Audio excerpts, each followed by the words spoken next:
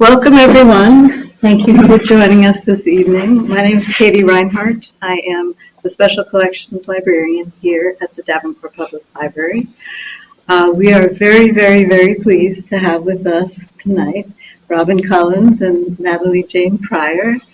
I've had the great pleasure of assisting them from Australia via email and phone for about 2 years now, with the descendants of the Kilmartin or Martin family, as they came to be known here in the U.S. And they have done an extraordinary job researching, and we've only, filled in a couple of places for them. And today they would like to share with us the story of why the family was evicted from their farm in Ireland, and hopefully catch us up to how they arrived in Iowa. So, without further ado, we can start, Natalie. And I might just actually say thank you, because it's just amazing for us to be here. We've been talking to Katie for so long now and sending messages back and forth, and here she is in the flesh, and here you are in the flesh, and amazingly, so are we. And also hi to any family members who are watching this talk, because ours is a very divided family. It's on 3 different continents. Because this is not, it's not just an Irish story. It's very much an international story. And Robyn and I have been working on a book for some years now. We're cousins, and it started as a COVID project, as so many things did. We actually have found that this whole saga has just grown tentacles in all sorts of different directions that we never expected it could. Yeah.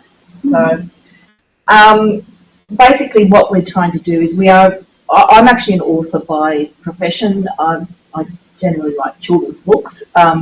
But what we're trying to accomplish is a look at the effects of the Irish diaspora through this particularly notorious eviction which took place in Galway during the famine in 1846, through the lens of one family, the Kilmartins, who we're both descended from, and who were consequently scattered across the globe, including Queensland in Australia, which is where we're from, and right here in Davenport, Iowa.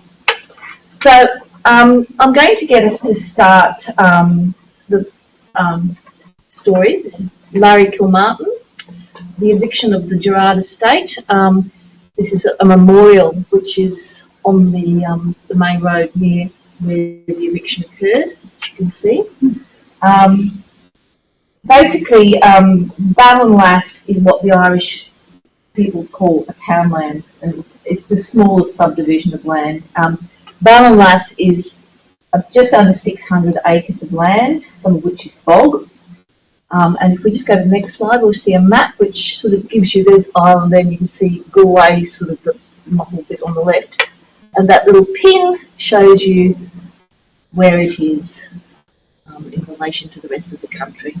So it's very rural, quite isolated sort of area. The nearest town is called Mount Bellew. As far as we've been able to calculate, at the time of the eviction, it was occupied by somewhere between 400 and 450 people, and frankly, it was not a very happy place, because in 1846, for the last few years, 19 of the tenants had been locked in a really quite unpleasant struggle with their absentee landlords, which we'll go to the next slide. Marcella Netterville is the lady who owned the land, and her husband, John Gerard. Now, Marcella had a very ladylike exterior, but underneath she was, we think, quite a damaged person. She had a very difficult life, and I think she had learned to be pretty tough. And John Gerard was a curmudgeonly old fellow, and he was a great farmer, very good farmer, into scientific farming for the day. And if we can push the button one more time, cattle. Okay. and he wanted to turn his wife's Galway estate, which was very large, over to industrial size cattle grazing. And the problem with this, of course, is that in order to turn the land over to cattle, you have to get rid of the tenants. Now, I don't have time to sort of tell you this part of the story in great detail tonight, but the short version is that we have a couple of notoriously difficult local landlords and some equally bloody-minded and difficult tenants. The people at Ballinlass have been watching Marcella Gerard and her husband evict people for over 20 years now. Just to give you an idea of the scale of the evicting, Ballinlass was the 14th large eviction on this estate. Okay, so they've been doing this for over 20 years. They had more. So rather than let themselves be turfed out, the tenants stopped paying their rent, pulled the money, and used it to pay lawyers to fight the landlords. And this stoush went on for some time. It went all the way up to the Queen's Bench in Dublin, which was the highest court in the country before you go to the House of Lords, which is the final court of appeal.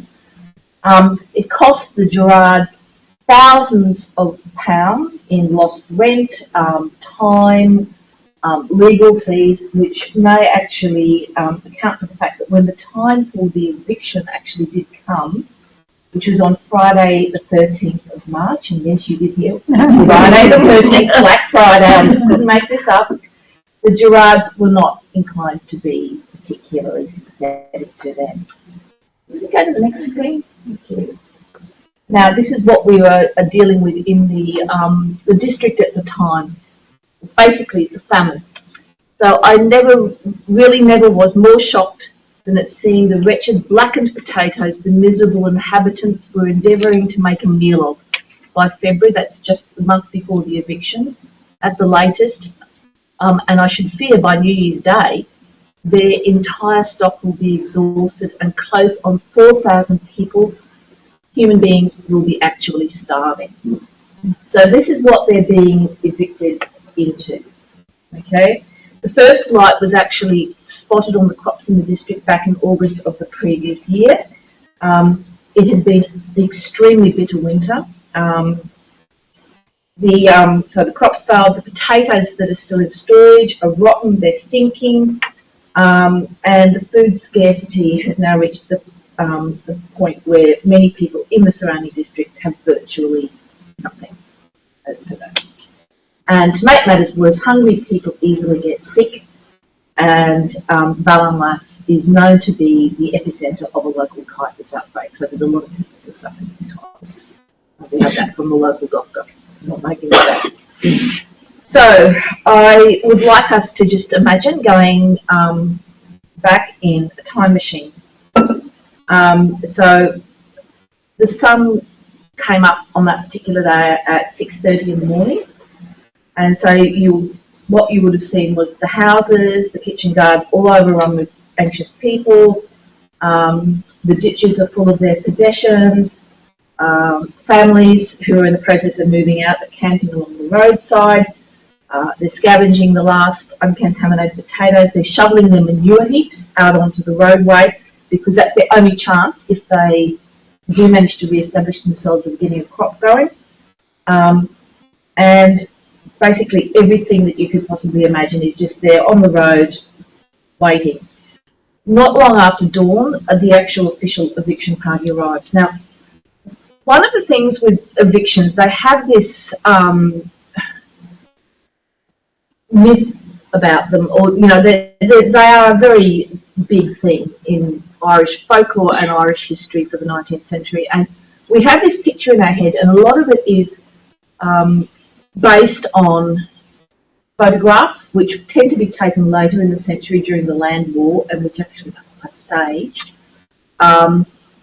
and woodcuts or lithographs, which were actually done earlier in the century. And these are very formal and stiff. So if we could just go to the next page, you'll see the third. Just click it one more time. This is the sort of thing you see. This is actually an American illustration of an eviction in Ireland.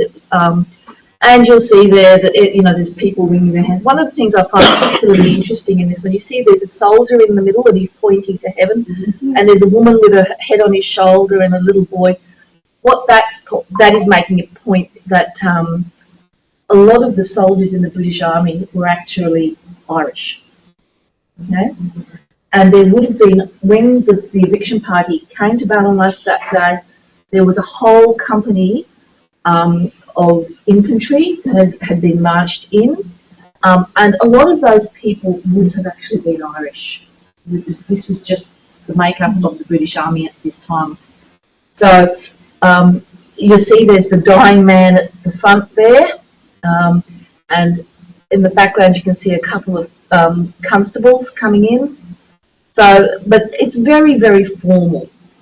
What the reality would have been completely chaotic. As I said, there are about anywhere between 400 450 people who are actually living there, but by the time you add in their helpers, their relatives, people who just come to have a good look, because let's face it, people have always done that, plus there's about 200 people who have come in, troops, the local constabulary from the 2 local towns.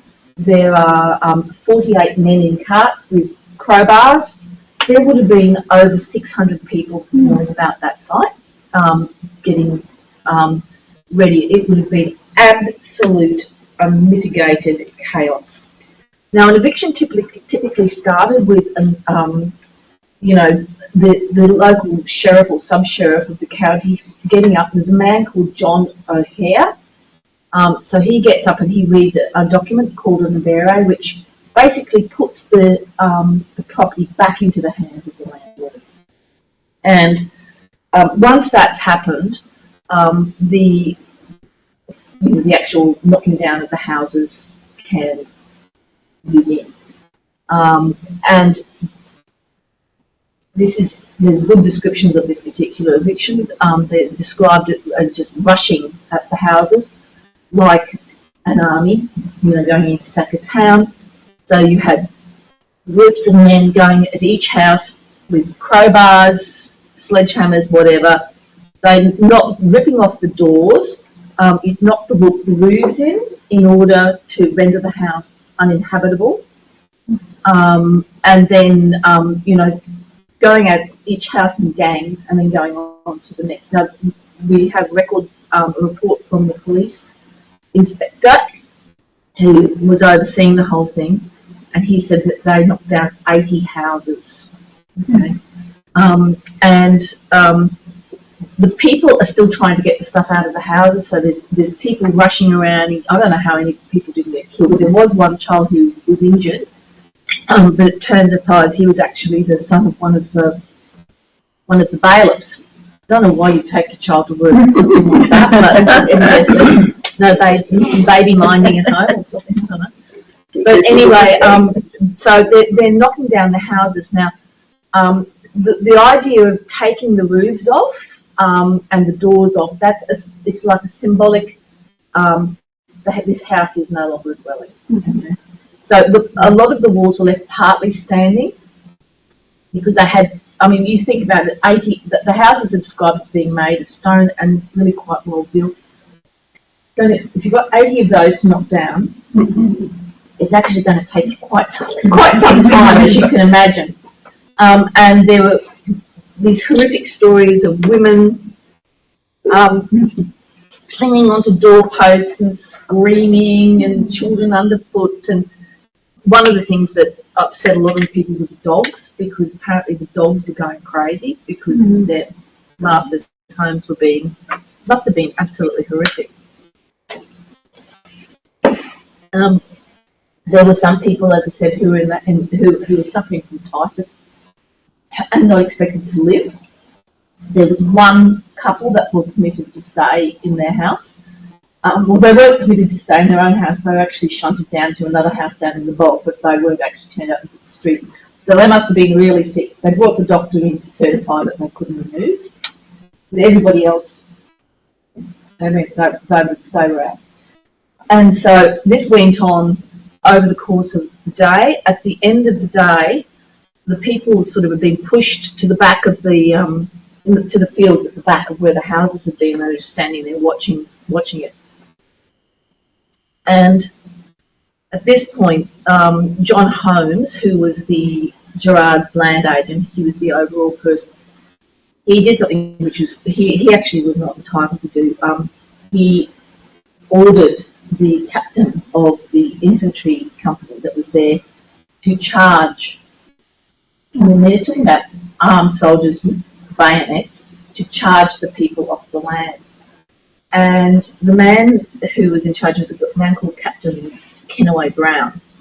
And I have a bit of a soft spot for Captain Kenaway Brown because he actually stood this guy up and point blank refused to let his men charge the people off the land. And my rationale behind that, I think, having researched him, he actually ended up in New Zealand. He had been somebody who'd been serving with distinction for quite a long period of time, and he was about to hand in his commission, and I strongly suspect he did not want to end his military career charging unarmed civilians in a potato patch in Galway. So, anyway, whatever his reason, he gets a tick from me anyway. So, but the people more or less had been driven off. Now, the first night, when nightfall came, there were still people camping in the ditches. And one of the people who was in the ditch was a woman called Kate Kilmartin. She and her husband Larry are ancestors.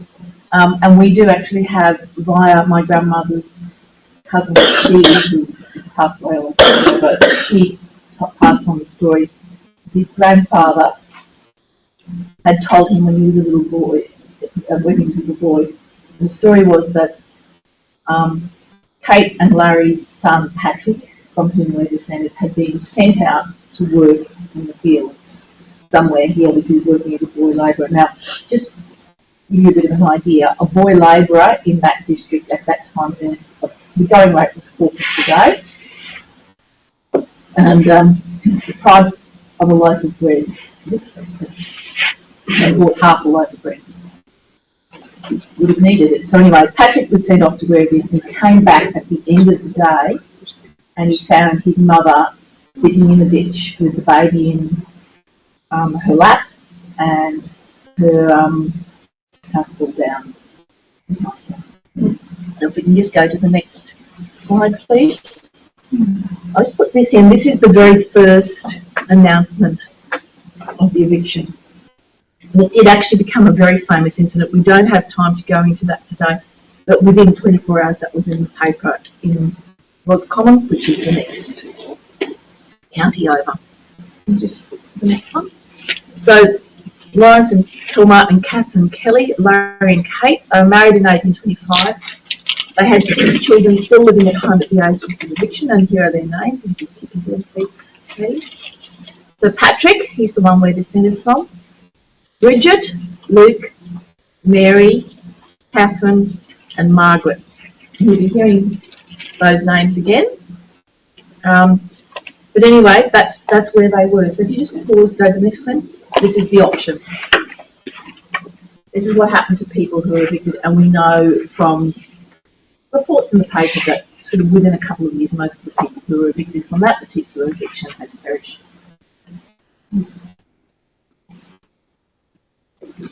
To date, of all of those families that were evicted that day, there's really the record of what happened is only available for one family, and that's this family.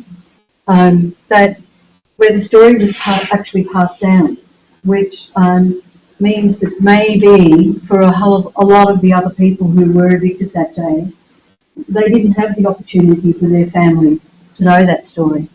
And 100 and whatever years later, that you would find 2 people talking about it in Davenport, Ireland. Yeah. So the options are starvation, disease, eviction, immigration. You get the next one. So when Natalie and I started this, we knew that there was a Patrick who, because we had his death certificate, and the death certificate said where he was born. Ballinlass was spelt incorrectly, and I have to tell you that the nearest big town is called Mount Bellew, and I went to Mount Bellew 3 times before I knew anything about an eviction at Ballinlass. So, you know, the route for the immigrants principally was to North America, obviously, and you'll be aware of the number of people who immigrated from, you know, to the United States from Ireland after the plague.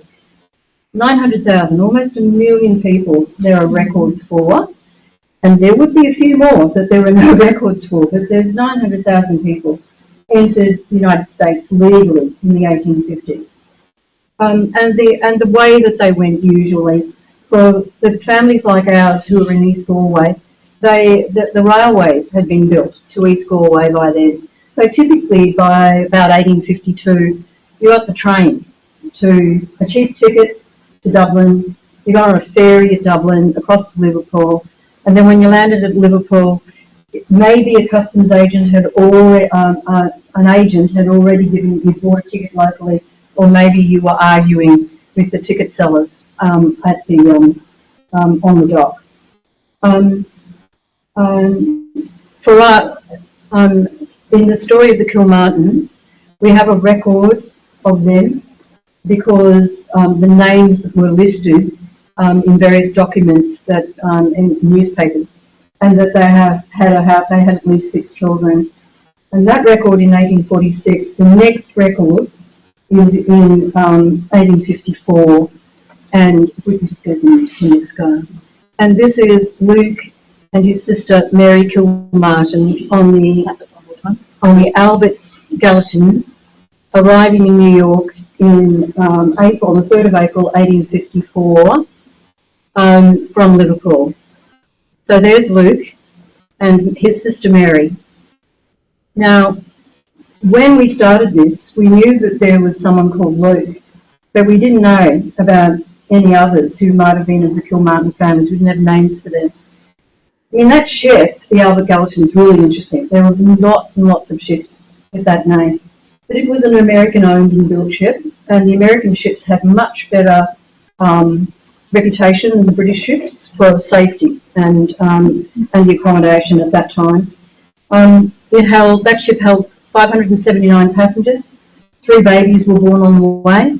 5 people died before they got to New York, and they were mostly young Irish labourers and servants. So we don't really know the history of how all these people got on that ship, but they arrived a year before the immigrant landing depot opened at Castle Garden. And I think you're all aware of what an improvement that made for the lives of immigrants, that there was order and that there was a place where you could buy a ticket, a railway ticket, where your baggage could be. But before then, immigrants would get off boats and they would be confronted by people who wanted to rob them of everything that they had, which meant that a lot of them never ever got out of New York because they didn't have the money to get out of New York. So they, Luke and Mary Kilmartin, would have arrived into that maelstrom. The other interesting thing is their name. That record is the only record of the family with the name Kilmartin that we've confirmed, because very quickly they became Martin. And this was pretty common, and that happened in Australia as well. And for illiterate people, you know, if they say, someone stands in front of you, an official, and says, Kilmartin, how do you spell that? Mm-hmm. But if you then, it's much easier to say Martin because everyone can spell that.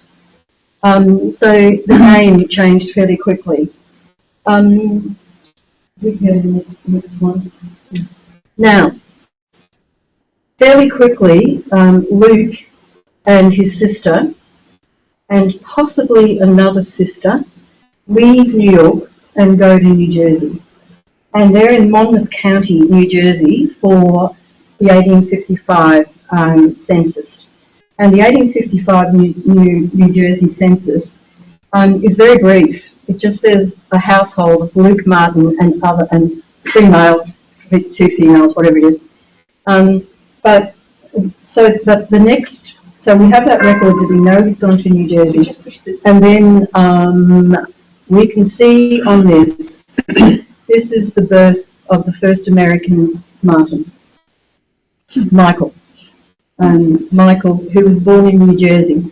And Michael's incredibly important because of his birth and that he was born in New Jersey means that we could trace the family because you were looking for Luke and a son called Michael. And we have, at this point, I really want to thank a lady called Pam Neary, who also does research in this area.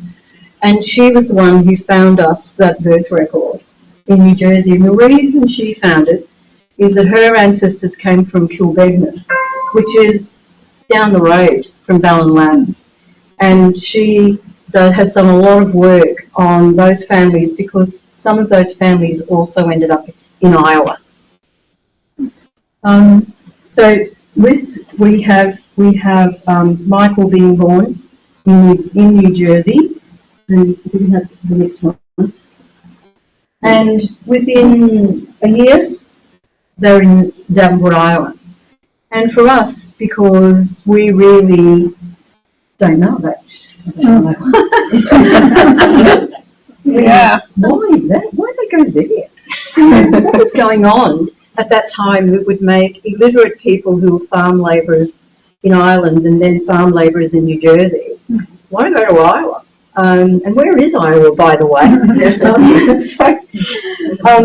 But a number of things were happening at that time that you will know, and I'm probably teaching you how to suck eggs by this. But there was railway building going on. The M&M Railway was being built, 1855. The bridge, that bridge. I mean, everybody, all immigrants, or a lot of them who came from rural backgrounds, they wanted land.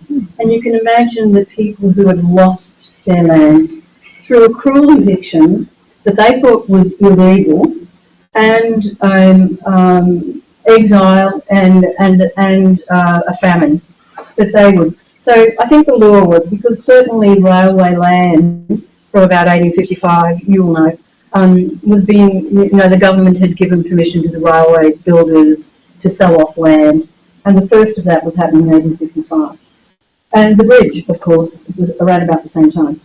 And that it made it possible to get from the east to Davenport in 48 hours, which is a big thing. And also they were used to trains because the trains across Ireland were starting to be, had been built at around about the same time. So now, once in Davenport, we don't really know when Catherine Kilmartin and Margaret Kilmartin arrived in Davenport. We suspect that Catherine was probably one of the females who was in the 1855 census in New Jersey, but she's not named because it's only females, we suspect that she came on a ship that arrived fairly soon after the Albert Galantine, but we don't know because I have been through every Catherine Kilmartin, Kilmartin who arrived, and there were something like 80 possibles, but we got it down to 2 that we think that it might be. And also, my next thanks is to Katie Reinhardt and her fabulous, and your fabulous St. Anthony's Sacramento records, because from there we know that Catherine Kilmartin and Margaret Kilmartin were sponsors at baptisms and witnesses at weddings. And we know that by 1861 there were 4 of the Kilmartin children were in Davenport, and thanks to the records we know that they started to get married and they started to have more children. So we've been able, because of that, to find them, to find all the children, and through that. We can go to the next one. They were in Davenport, in and around Davenport, through the Civil War.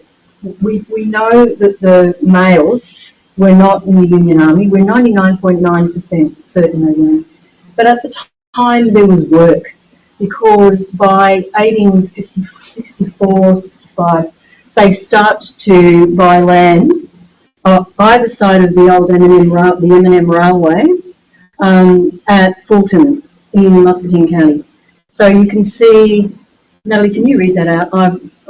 Is that Martin? Is that first arrow? That's Luke is up there, the first one. Luke Martin. Mary is here on the left. She married Patrick Mannion. Catherine married Martin Mannion, and we're 90, can I say 96, 95? 98. 98, okay. 98% sure that Patrick and Martin Mannion were brothers who married sisters. And up in the corner is Margaret, who was the baby in the ditch at Ballinlass at the eviction, and she married a man called James Maguire, and they have land there. Now, in the 1870 census, they're all there with their children, but one of the things we needed to come to Iowa to see Iowa, but there were some mysteries for us, some things that we didn't really know, because they had farms at Fulton, but they didn't stay there. They started to move away, and you've got to wonder why. Was it that we know that there were some insect plagues, some locust plagues? We suspect that they might have been undercapitalised. You need money to be a successful farmer. You've got to pay the mortgage, you've got to buy livestock, you've got to have equipment, you've got to have seed and all that. And if you have a couple of bad seasons, you don't get it through it. You just don't get through it. So by 1878, Margaret and her husband James Maguire and Mary and her husband Patrick Mannion have moved to, now I'm going to say Adair, but I know it's sometimes Adair County, and they have farms at Summit, which is the left, and again either side it's railway land, Summit, and thank God, we came here to Iowa 8,600 miles to find out what a township is. That's a concept we don't know. And yesterday, Katie told us what a township was. So, I can't tell you the relief we had when we found that out. Now, those two families, they thrived there, but there was tragedy. In 1878, the two husbands died within 3 months of each other, leaving two widows with 11 children. Now, Mary's family remained on the farmland there, but eventually Margaret moved, and her adult children moved to Des Moines. I'm mindful of, I'm leaving out a whole lot of details here, but if we move on to the next one, can I briefly tell you what happened to the 4 Kilmartins here? Luke, who was sort of the leader of the bunch, who came first, Luke had that farm at Fulton, but he left and his family moved back to Davenport. Luke's story is not a happy story. This is a person who had been through an eviction, exile, a famine, and Lord only knows what it is. And the newspaper articles that we've been able to see clearly show that he was a troubled man, that he had an alcohol problem, no doubt. There were lots of articles of him being arrested for threatening people, for being drunk, for being violent. So Luke was actually, just before he died, he was arrested for disturbing the peace and threatening to kill people, and he was declared insane by the Scott County Insanity Board, and he was committed to Mount Pleasant, and he died 3 days after he was committed to Mount Pleasant. And probably the description would indicate that he had the DTs and had a stroke as a result of alcoholism. His family, his children basically moved to Omaha, Nebraska, and I'll have to wind this up because we'll run out of time. But his descendants, some of his descendants are in the Pacific Northwest, and some are in Alaska. And I have made contact with a couple of families that's in Alaska.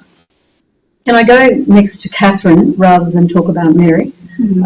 Catherine Martin also had a difficult life. She had 3 children, a boy and 2 girls. She was also committed she was also declared insane and spent 37 years in the Mercy Hospital here in Davenport. At her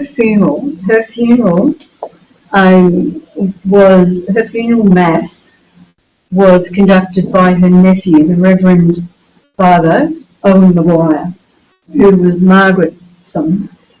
And she had a lovely obituary in the local press.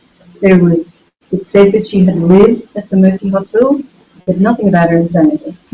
But it was clear that her family were still, looked after her. And but her 3 children didn't have children, so that branch of the family has died out. Mary, I can go back up to Mary Mannion. Mary Mannion lived her life on the farm at Summit. But both Mary and Margaret clearly wanted their children to have the best chance in life. Mary had a son called Harry, who trained as a lawyer at Dixon, and I can't tell you how thrilled I was on the drive from Chicago to Davenport to see the sign to Dixon. I didn't actually go to Dixon, but I feel like I know that now because he became a lawyer and he was admitted to the bar in both Missouri and Iowa. So he reached the middle classes pretty quickly. And the daughters weren't married farmers, but their children also, had an education and were able to move on. And she died on the family farm. And her son had that family farm until about the 1940s. And Margaret Martin had 2 sons and 3 daughters. The 3 daughters all became teachers, and they all taught in the Des Moines schools. Her eldest son had a very interesting career.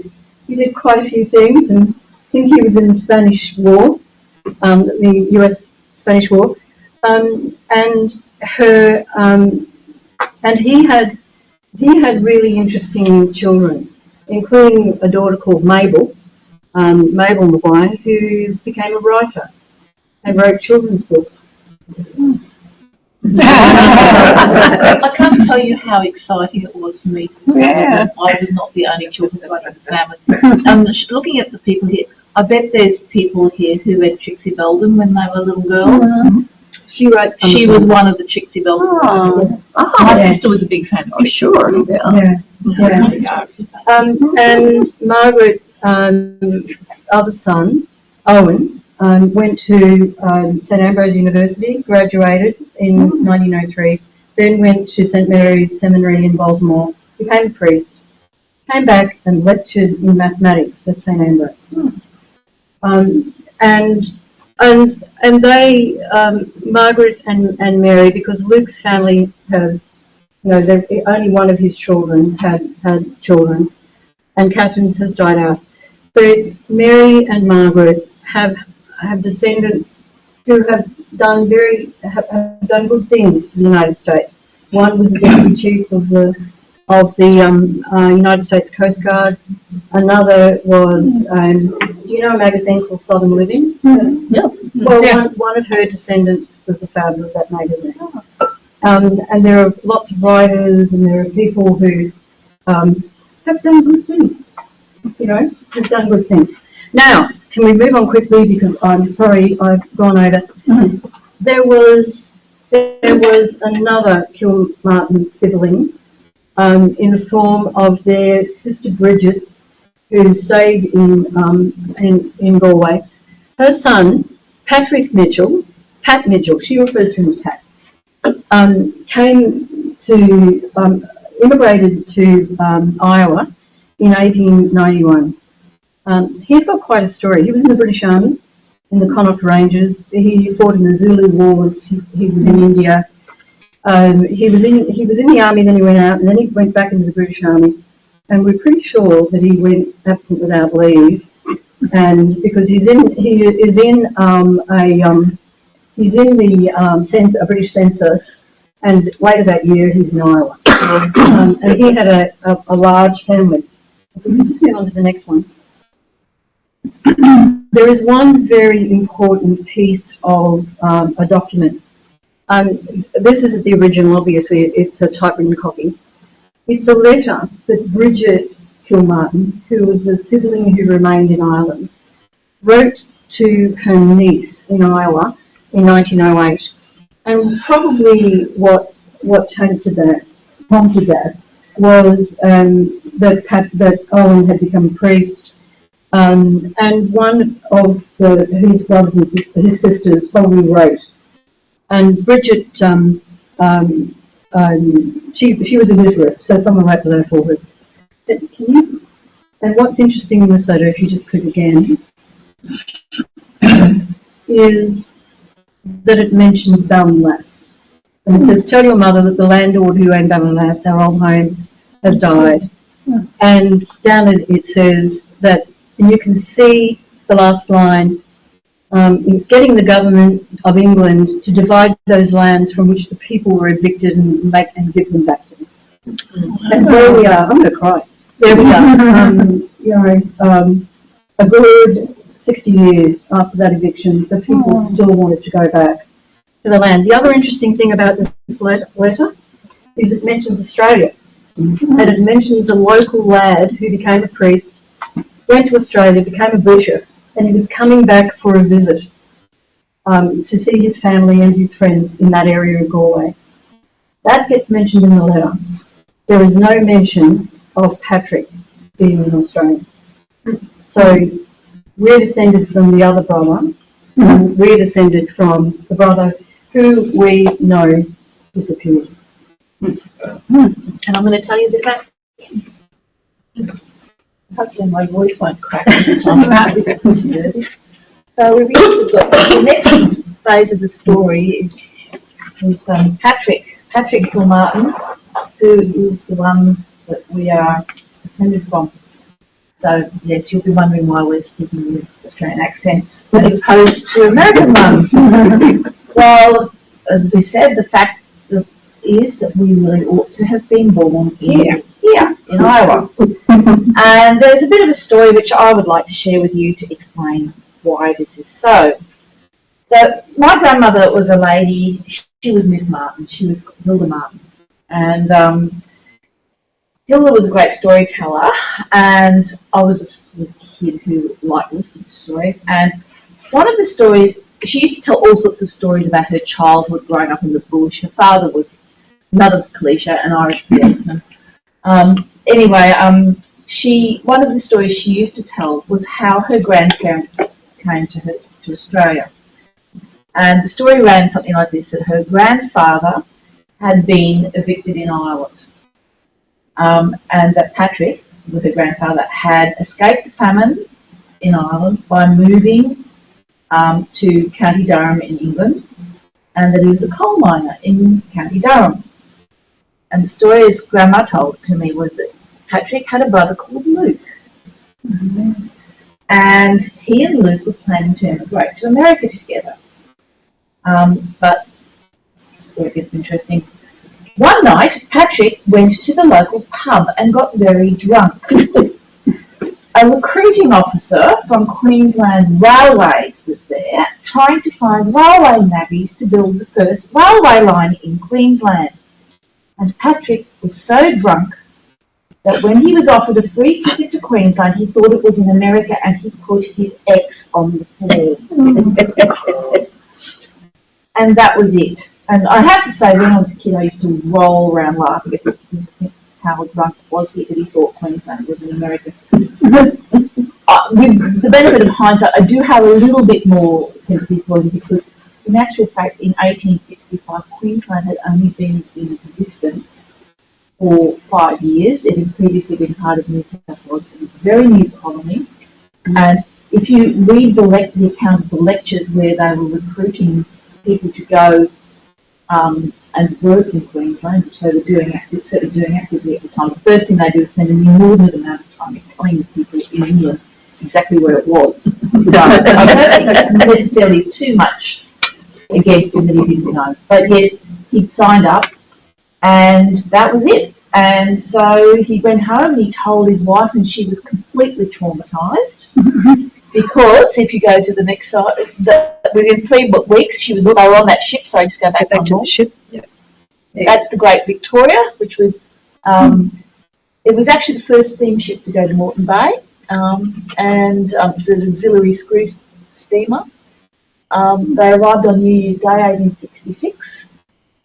Had a horrific voyage. They embarked with 2 babies, and one of the babies died on the way. There was a whooping cough epidemic on the ship, and a lot of 20 children died. And the other thing is that they were among the last people to be put on the boat in Plymouth. And the story was that her boat, which I've actually confirmed, but the ship was overcrowded. There was no room in the hold. Their baggage, which was a box, as my grandmother described it, was lashed onto the deck, and apparently they had them under lifeboats. And they were going through the Great Australian Bight. There's a wind called the Roaring Forties, which a lot of the emigrant ships used to come down the south of Australia because it was fast. They'd get these really strong winds, but it was rough. And apparently there was a storm, and her box was washed overboard. So she arrived in Australia on New Year's Day, 1866, with no possessions and no baby. And if you go to the next thing, she spent the next 15 years of her life in railway camps building railways. And they had 12 children. And if we go to the next one, they ended up on the Darling Downs. I put that picture in. It just gives you a bit of an idea of what the countryside is. It's just west of Brisbane where we live. It's a very rich farming area. If you go to the next picture, that's Patrick, from your descendant. Very handsome. And he wasn't good looking, but his sons were really good looking. And he died in 1912. So Robyn's going to take over and say a few last words, and I'll get you to just...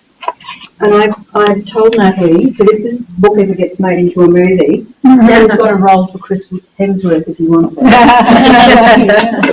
She wants him to play my great-grandmother. He can play Jack. Jack. Jack the policeman. Jack the policeman. He'd be perfect.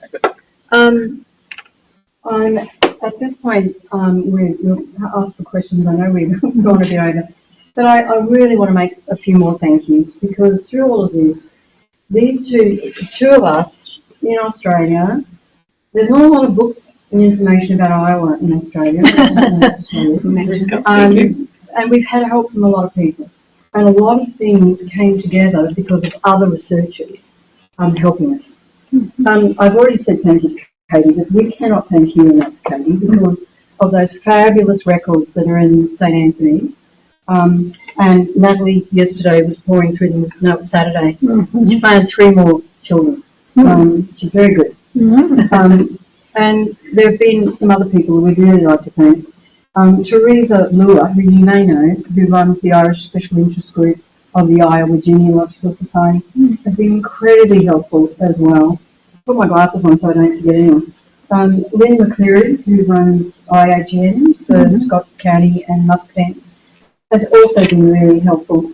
There have been some family members who have been really, really helpful.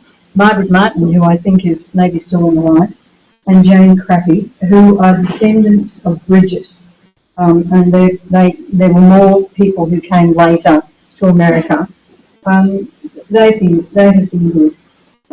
Locally, can I also thank Bill and Deborah, who we met at church on Sunday, who have offered to drive us to St. Margaret's and a few other places, and who were interested in our story, which is really lovely. And Koki, who has been helping us today and solving a lot of problems. And of course the people at the State Historical Society, who we're going to be next week. have also been wonderful. And we have, through this, met some descendants, and we will be meeting them next week. Descendants of Mary, they're all the descendants of Mary. And then if we go to the next one, we missed some. No, that's after this. Okay, all right. That's the monument. Natalie and I, we were there 2 years ago. And Johnny Mitchell. And Johnny Mitchell is a descendant of Bridget Mitchell. And Johnny has been a wonderful friend for the last few years. And we, sometimes, because we've been doing this for a while, we kind of, it's a bit hard to figure out how the connections were first made. But there is with Johnny, who's a retired farmer in Galway, in that same area. And if we could go to the next one, that's the monument. The other person that we really want to mention is Martin Curley. He's got a closed Facebook page called East Galway Genealogy and DNA, where people who have ancestors that go back to East Galway, to that area, can put their DNA in and share the information. There are 10,000 people on that, and Martin teaches local history locally and does various things, and he has been a wonderful help to us as well. Natalie, did I miss anything? Should I? That's probably the most of it. But if you do happen to think that you have Irish ancestry, is often very difficult to trace because the records are not always there. But if you think you have ancestry in that area, you absolutely must join that group because there are so many people. There are a very large number of DNA. It's a very big DNA pool, and it's a very good way of making connections. Yeah, and because it was through the letter, and we found, actually, that letter that I showed you. A member of Mary's family took that letter back about 10 years ago to Ireland and showed it to somebody who happened to be a local historian, and his brother was doing a master's degree in local history at Maynooth University, and his thesis was published, and it mentioned the letter, and we didn't know anything about that letter, but we were able to get it through there. I'm sorry, I did mention Panmure when I was going through, but with the New Jersey Pam school just really good. I know we're supposed to finish in 3 minutes. Has anyone got any questions? Yes, I do. So the houses that were torn down.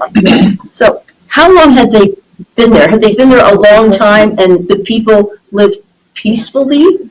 They had been there. The original lease on that townland was taken up by 4 men in 1773. Mm-hmm. So there were cases where people have been living in those same houses for 3 or 4 generations. Mm-hmm. What happened is there were 4 people on the original lease, and a lot of their descendants were still there, and then other people came in as subtenants. So yes, they had actually been there for a very long time, and there were very elderly people living in the houses who had basically been there all their lives and remembered being there, in the 18th century. So Right. it was it was a reasonable understanding community. Yes. Now, you mentioned about people in Ireland not knowing where Australia is, but we had the case of the British government, and they sent people to Australia and I learned this when I was there this past January, from wherever they had a place where the Crown was present. So wouldn't they have known about Australia because of the convicts being sent? They knew about Australia, but it was typically called New South Wales. Oh, okay. Yeah, and New South Wales was the big British colony that became over 30, 40 years became too big. And the separate colonies of Tasmania and Victoria were established, but Queensland was hived off and it became a separate colony with a different name from 1860. So a lot of people had never heard of Queensland. They may have heard of Australia, they may have heard of New South Wales, but they didn't know this place called Brisbane. Okay. They just didn't know. And it would be pretty easy if you needed to recruit some people and you could, you could be a bit fluffy about it and say, the guy said, is that in the US? Oh, well, I think it might be, So it's not like they would go, oh, we're going to go where the convicts are. Well, that was a We don't want to be treated like that. that was actually for immigration to Australia. That was a big thing because obviously it had a bit of a bad rep, in certain parts of it. And there's one colony, South Australia. Robyn actually lived there for quite a few years. They always used to make a big thing in South Australia that they'd never had convicts. Yes.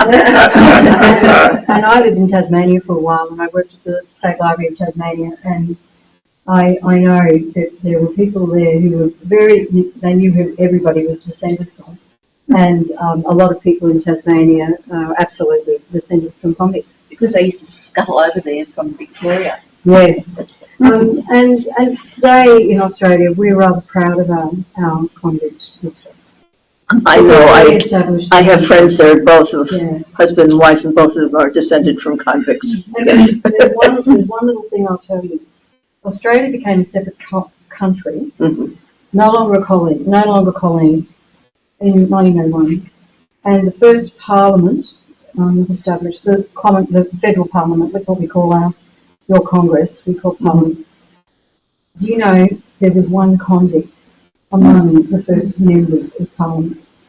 And his name was, let's get it wrong, surname was Groom, and he was the member, he was elected by, from where the Kilmartins were, outside Toowoomba. And he died 6 months after he was elected. But he had been a 14-year-old convict who transported for stealing and had pulled himself up by the back, by his boots. And he went to this new area where there were not a lot of people. And he had he was a publisher, he had a pub, and he had a son who was knighted, and his son, and the name Groom, the surname Groom, there is still law firm in Toowoomba with that name. But I think it's wonderful that the first parliament of this new country had a convent. Now, have you ever tried the Church of Latter-day Saints for records? Oh yes. Yeah. And Does it work out at all? Because they keep everything. Yes, we're actually on this trip going to Salt Lake City. Oh, okay. Yeah, we've got a couple of days there, and we're meeting a relative. Oh. Yeah. The other side of the family, somebody went to Utah. And Patrick's wife, Bridget, her youngest brother, ended up in Utah. I remember the Daughters of the American Revolution, and their headquarters in Washington also has an incredible genealogy department. really? Yes, incredible. So you might, and you could go online and search for things. Yes, you don't have to be a member. Yeah. Yes, I know you will have to go. We could talk on forever. Yeah. Has anyone else got a question? A question? What happened to your two originals, Lawrence and Catherine? We don't know. We don't know. There's a death record for a Catherine Kilmartin or Martin in the Mount Valley workhouse. It might be her. And who left the monument then with the name? All we only know is that when Patrick was married in Bishop Auckland in England, we've got the parish register for that, and it says that he was the son of Lawrence Martin, deceased. So when Patrick married in 1862, his father was dead. Mm-hmm. And then there was the one sister who stayed behind in Ireland with Bridget, and we do know she was very, very close to her mother's family, Kate Kelly, the Kelly family, and we actually met. Yeah, we've met Kelly relatives. And we suspect that some members of the Kelly family came here. But you know what their names are? Then John and Mary. No, Bridget and Patrick Kelly. Yeah. Try looking them up in the phone book. I keep going down rabbit holes with them. But we think that some members of the family came here. We really do. Because there are Kellys who are godparents and witnesses at weddings. And they're very common names, but I'd put a bit of money on it, but some of them are relatives to the Kelly family. Okay. Well, good luck with your search. I'll ask you later. That's okay. I just wondered why Luke and his sisters came in the 1850s, but it wasn't until 10 years later that Well, Patrick went. we don't know, but one thing that I suspect Australia. may have happened is that when they were doing that, they seem to be doing chain migration, and the Civil War had broken out, and it may not have been a good idea for a young man of military age to get on a boat and go to America. Because it was as soon as the Civil War finished that they were starting to talk about going in 1865, and then, as I said, fighting descendants. And likewise, my Collins ancestors, who were from Kerry, they came to Australia during the Civil War, period of the Civil War. And I think that also the other thing is that they came because there was an immigration program where they could get free passage. But I think that the Civil War did have an impact. I mean, because it was in the newspapers everywhere that you could be conscripted. Although if you were foreign born, you had a way out. But yeah, we think that, and we have the only records that we have of Patrick are the eviction, and of course he's not named, but clearly he's one of the children, and his wedding, which was 18 years later. So we don't know where they were. We don't know if Luke and the sisters were in England. Maybe, Pat, they were making money for a ticket. Who knows? We don't know. It hasn't a guess. The one thing we can say for certain is that particular family was one of the better off families in the area. Larry was part of the litigation, which meant and he was on the lease, he was a tenant, and not a subtenant, and they survived. They all survived. You had to have money to survive. And the ones who didn't have money or didn't have anything behind, they got away. They did everything. And another person who's helped us a great deal, who is an expert in the Great Famine, has told us that it's practically unheard of for illiterate peasants to hire a lawyer at that time. So when Natalie and I actually, in the National Archives of Ireland, saw the court record with Larry Kilmartin and the ex beside his name, we were quite moved by that, weren't we? Yeah. We thought, good on you, mate. One of the things is that there's this victim narrative with evictions, and a lot of those to do with political purpose, and I could go on about that for a very long time, which I won't. But let's think about it. I mean, if somebody came along and they were going to turf you out of your house, would you just don't do that, you fight back. Of course you'd fight back. I would, wouldn't you? So what came of the whole scheme? Was it a success then to have this farm? They tore down the buildings, and what came of it? Yes, now that's a really good story.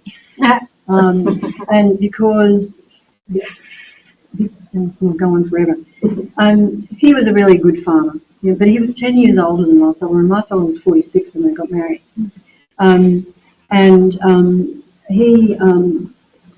There was big fights. Marcella Netterville, ironically, died at practically the same time as Patrick's baby son died on the ship coming to Australia. She didn't leave a will. There were massive fights over her estate before she died and after she died. It was, because there was a bit of a stain over her birth, everybody thought there was a bit of a stain over her birth because her father had married this courtesan in Dublin. Oh. And, oh yeah, it's a good story. We haven't told you about it. I haven't told you about the good stuff. That's another book. That's another book. Kitty is getting a chapter in this book. No, she's getting an appendix. An appendix, oh okay, all right.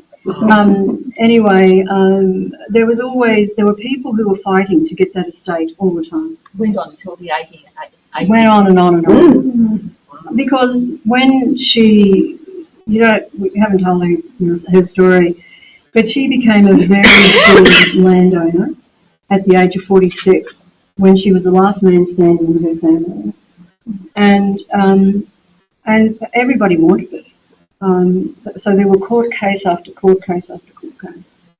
And interestingly, when you go, they lived in County Meath because they were absentee, owners. And when you go to the place where John Gerard had his property, there are these fabulous gates that look wonderful. No house. Fabulous gates. Very, very, very large cattle sheds. Wow. So karma. Yeah, there was karma. There was karma, yeah. And I think Yeah, to throw us out. Yeah. Well, thank you so you. much for sharing the story with us. thank you all for coming out. Yeah. To hear the Unexpected. strange women from Australia. Not me. Yes, thank you all for coming. Thank Give you. them another hand. Yeah.